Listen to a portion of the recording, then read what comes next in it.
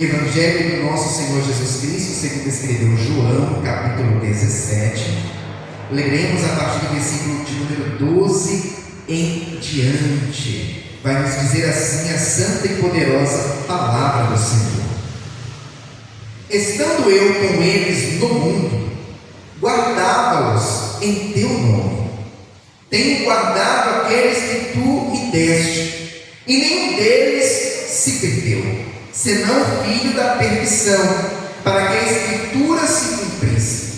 Mas agora vou para ti, e digo isto no mundo, para que tenham a minha alegria completa em si mesmos.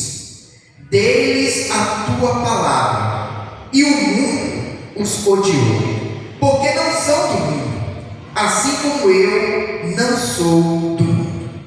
Não peço que os tires do mundo, mas que os livres do mal. Não são do mundo, como eu do mundo não sou. Santifica-os na verdade. A tua palavra é a verdade. Assim como tu me enviaste ao mundo, também eu os enviei ao mundo. Aleluia. Como é nosso costume, eu convido a igreja a ler após mim o versículo de número 15 que diz: não peço que os tires do mundo, mas que os livres do mal. Aleluia. Coloque a Bíblia no teu assento. É momento de falar com Deus. Senhor amado e Pai querido, estamos felizes e regozijantes, ó Deus, porque estamos na tua presença, estamos na tua casa. Inclusive o salmista Davi certa vez disse: alegrei-me quando me disseram, vamos à casa do Senhor.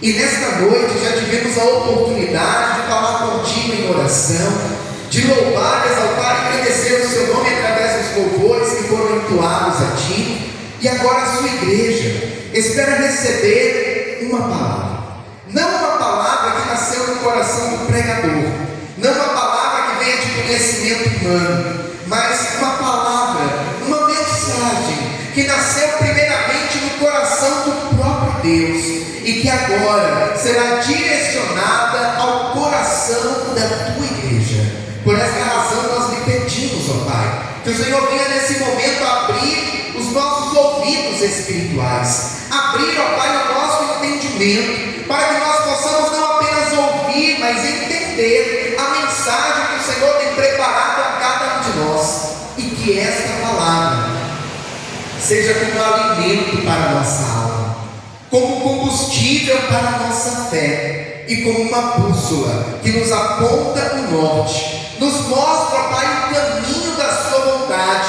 que é boa, perfeita e agradável.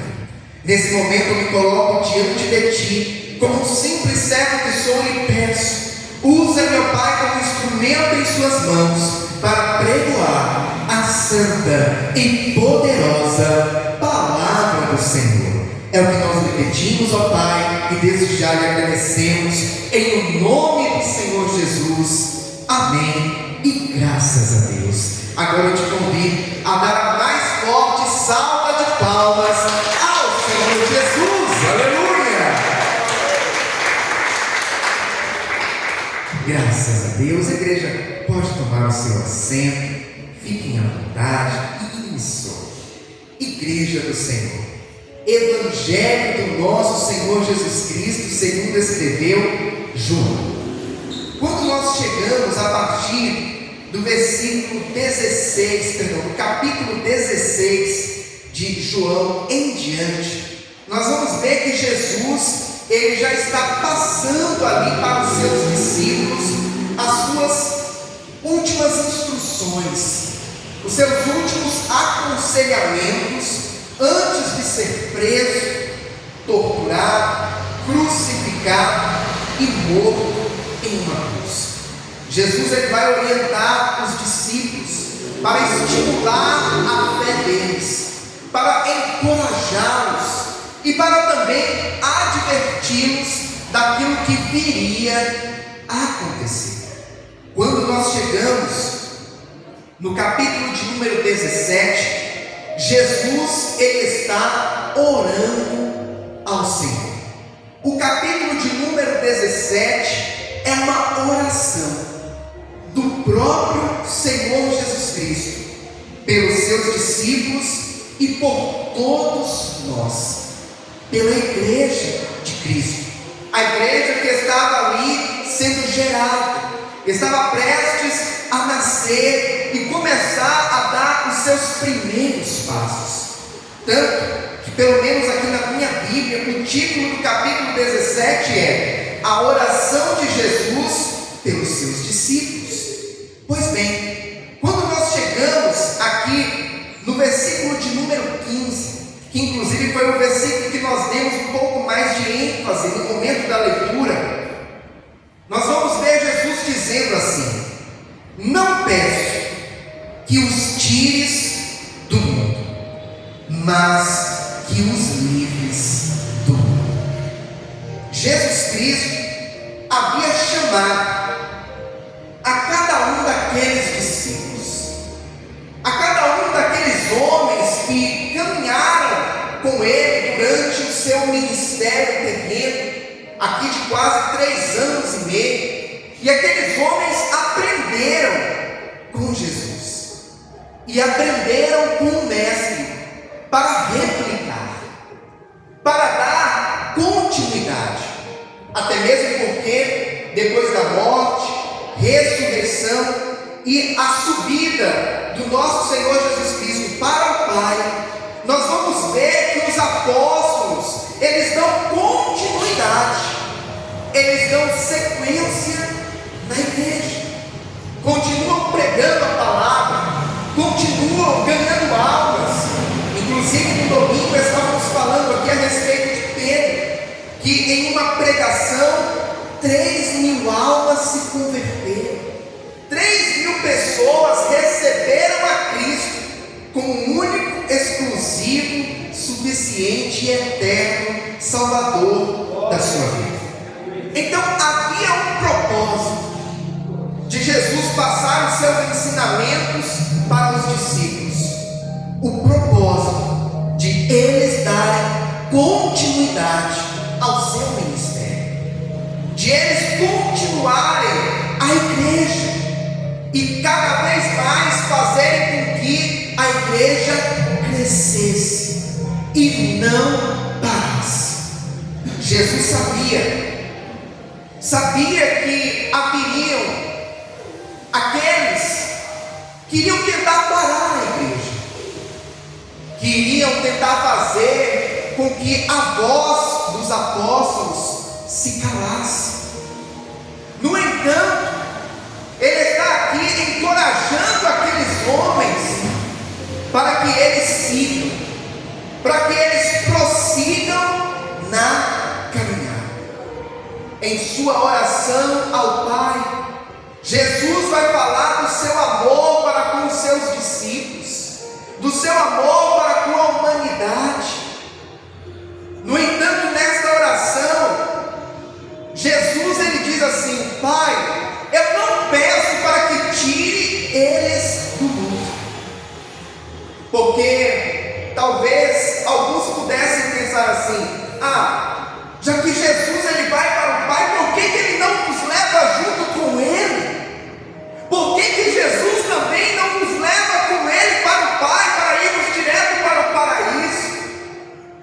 No entanto, Jesus sabia que havia um propósito de eles continuarem, havia um propósito de eles permanecerem neste mundo, para que o Evangelho continuasse sendo propagado, para que a palavra de Deus, as boas novas, continuassem sendo anunciadas. Meu irmão e minha irmã, se hoje eu e você estamos aqui, tendo inclusive em nossas mãos a Bíblia Sagrada, ouvindo a ministração deste Evangelho, é porque lá atrás, um dia Cristo pregou esta palavra. É porque lá atrás, após a morte de e permaneceram pregando esta palavra. E depois deles vieram outros, e outros, e outros. E assim tem acontecido século após século, ano após ano. Hoje, eu estou aqui tendo a oportunidade de ministrar a palavra do Senhor. Mas antes do Senhor me chamar para pregar a palavra, Deus já havia levantado outro, que pregou esta palavra para mim. E eu levantei a minha mão. E eu disse: eu quero receber Jesus no meu coração. Eu quero servir a Jesus. E nós precisamos dar continuidade. Existe um motivo para que a igreja de Cristo não seja arrebatada ainda. Existe um motivo para que a igreja de Cristo não tenha sido ainda tomada desta terra. E o propósito, o objetivo, é para que esse evangelho continue sendo propagado. É para que esta palavra chegue nos quatro cantos desta terra. É para que outros, assim como eu e você um dia ouvimos esta palavra, outros ouçam através da minha vida e da tua vida também. Por esta razão, Jesus estava dizendo: não peço para que os tires do mundo. Os apóstolos precisavam continuar. Depois da morte, ressurreição de Cristo, depois dele subir para o Pai, aí vem o dia de Pentecostes, lá em Atos 2, como nós estávamos inclusive meditando na quarta-feira. E após eles serem revestidos de poder ali em Jerusalém, eles saem, eles se espalham, cada um vai para um lado e começam a pregar este evangelho, cheios do poder do Espírito Santo de Deus. Eu e você não estamos aqui por acaso. Deus não nos chamou por acaso. Há um propósito na minha e na tua vida. Há um chamado sobre mim e sobre você. E nós precisamos exercer esse chamado, cumprir este chamado.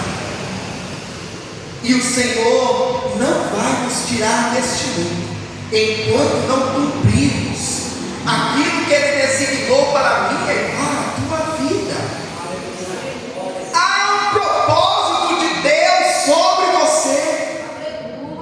Há algo para o qual Deus te designou, e Ele quer cumprir através da tua vida, e Ele quer fazer através de você. Talvez no lugar onde você está, lá no trabalho, talvez no lugar onde você está, lá na faculdade, ou até no meio da tua parentela, você se sinta desconfortável por alguma situação, por algum motivo, até pelas pessoas que estão ali, e não professam a mesma fé, não falam a mesma língua. No entanto, creia que se Deus te colocou neste lugar, se Deus te colocou no meio dessas pessoas, é para você fazer a diferença no lugar aonde você está. Certa vez Jesus ele disse assim: vós sois o sal da terra, vós sois a luz do mundo. Uma lâmpada não deve ser colocada debaixo de uma mesa, porque assim ela não estará cumprindo o seu propósito, que é iluminar o ambiente. Ela vai iluminar só embaixo da mesa. A lâmpada é colocada em um local onde ela vai conseguir o máximo possível alcançar através da sua luz aquele ambiente para que ele seja iluminado. E muitas das vezes Deus faz assim comigo e com você, das mais diversas maneiras. Deus ele sempre nos surpreende.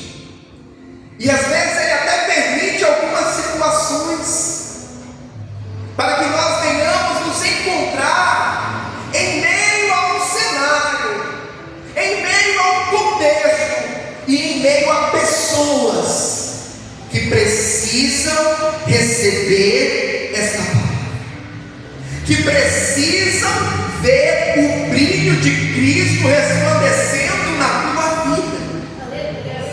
E às vezes você se questiona, mas por que, Senhor, eu estou neste lugar? Por que eu estou no meio dessas pessoas?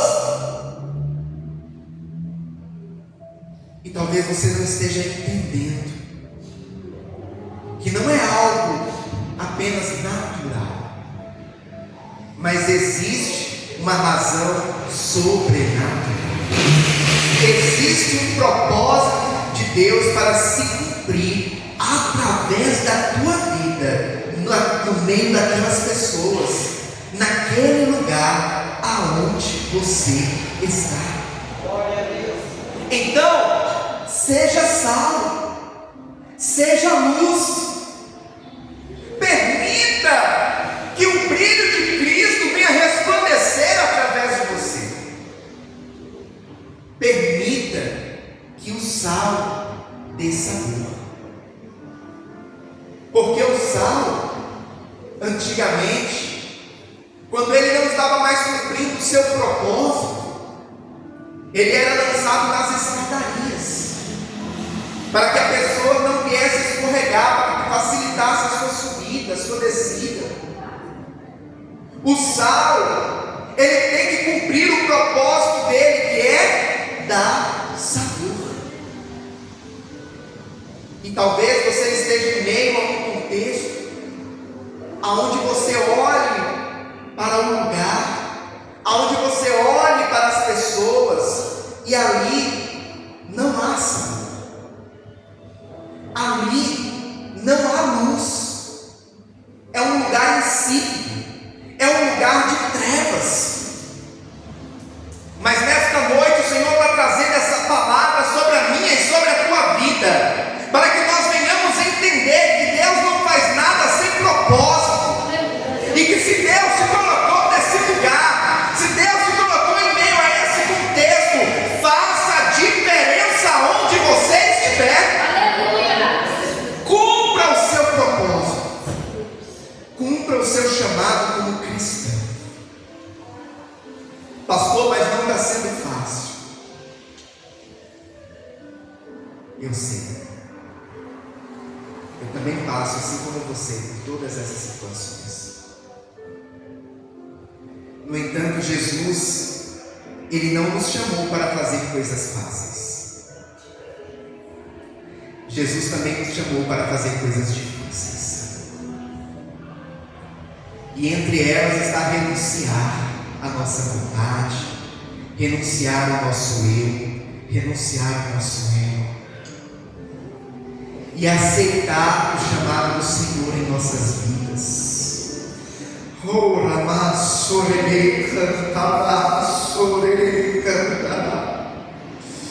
aceite o chamado do Senhor da tua vida. Cumpra o propósito que Deus tem através da tua vida. O Senhor não tirou a sua igreja ainda deste mundo porque Ele tem propósito. O Senhor, Ele não ama o mundo, mas Ele ama o pecador que está no mundo.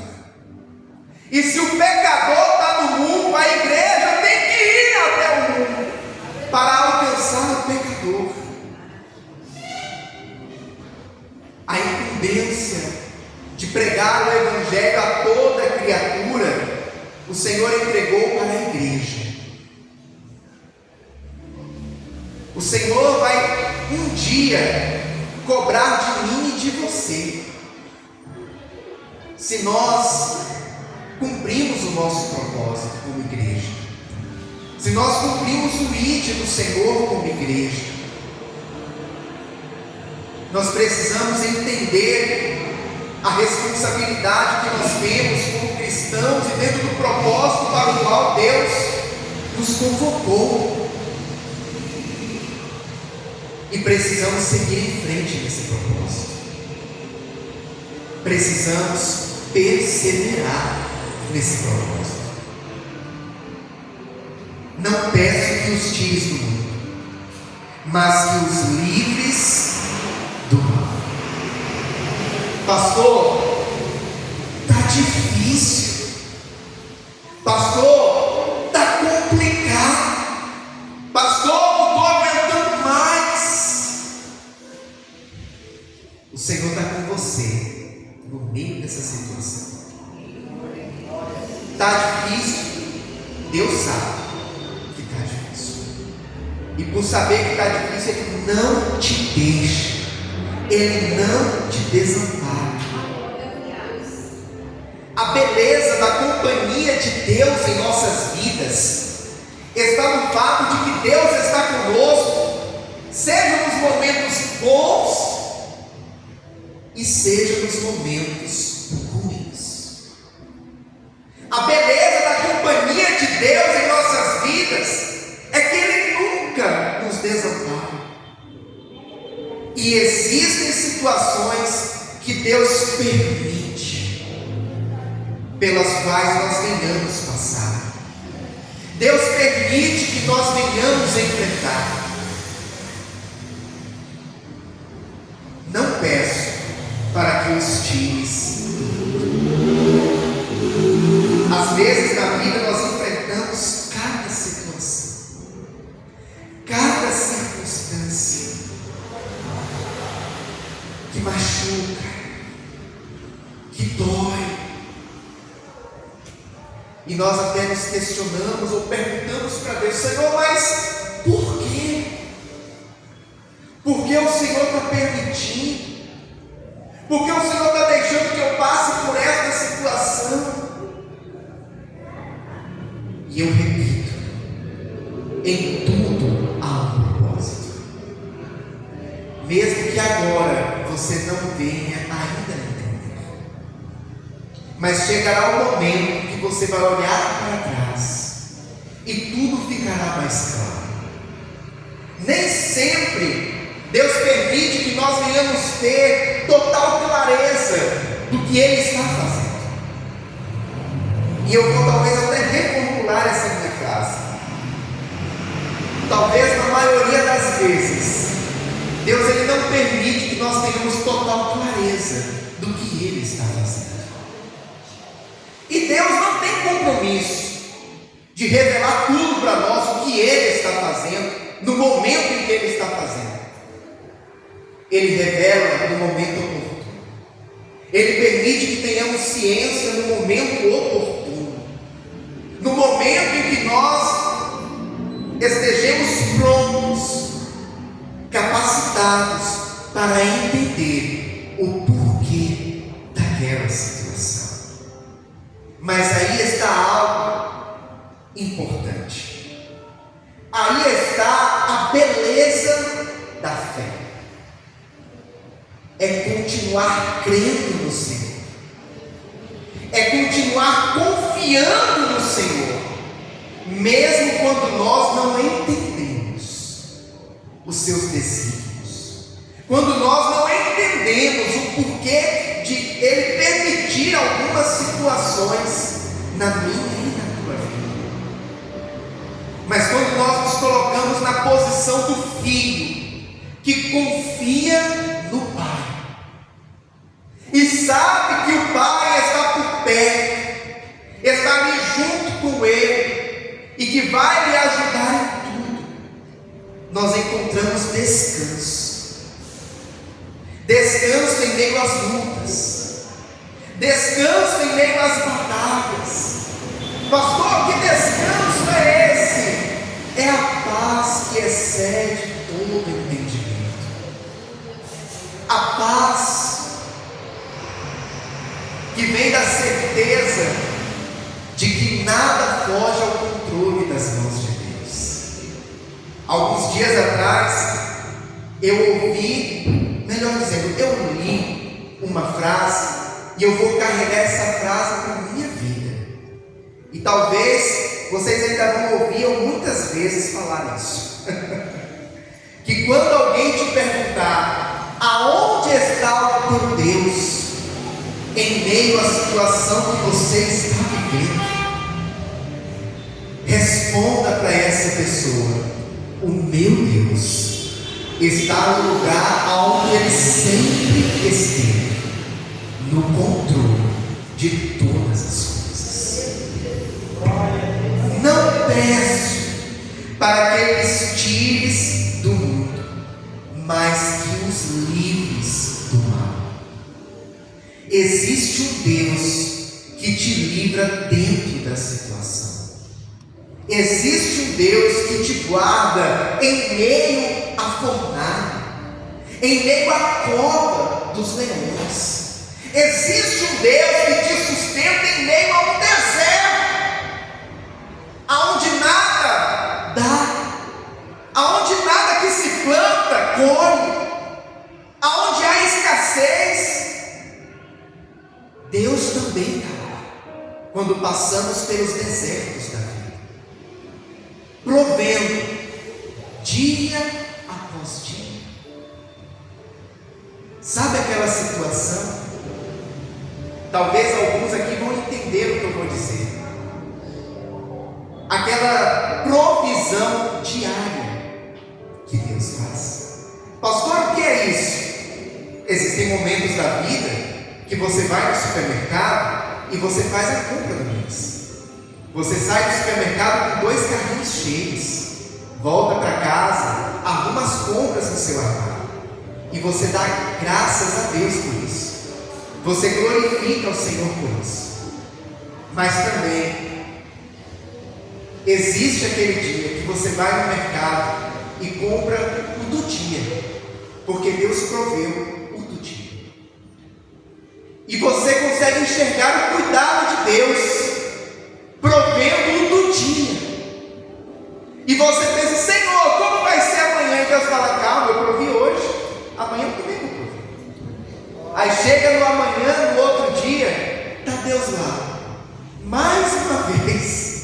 Quando você menos espera, está aqui, meu filho, volta lá e pega o de hoje de novo. E depois de amanhã, mais uma vez. E depois de amanhã, mais uma vez. Até Ele prover a bênção que superabunde na tua vida.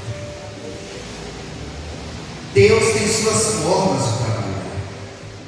Deus tem suas maneiras de operar.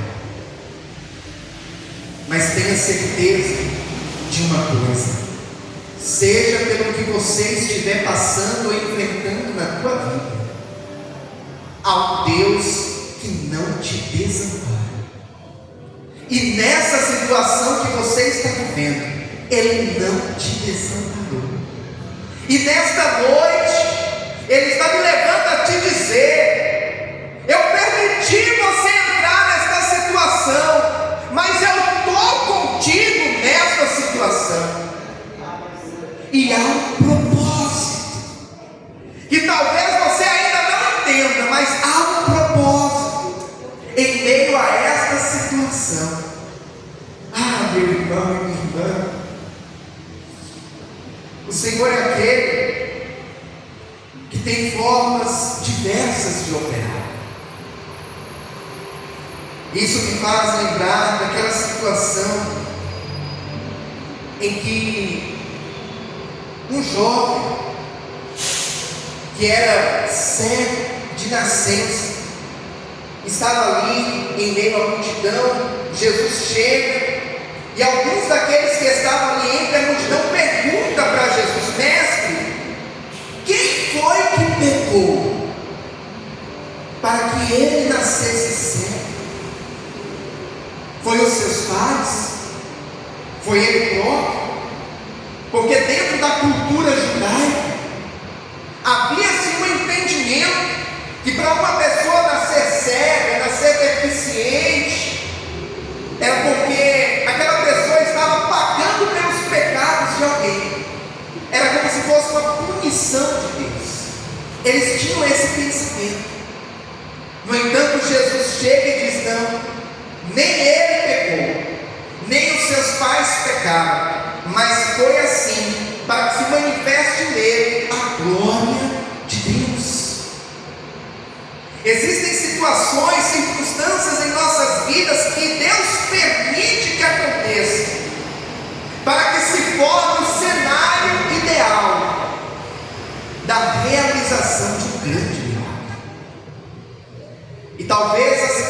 você esteja enfrentando hoje, seja uma situação que você olhe, se desespere e pense: Senhor, mas por quê?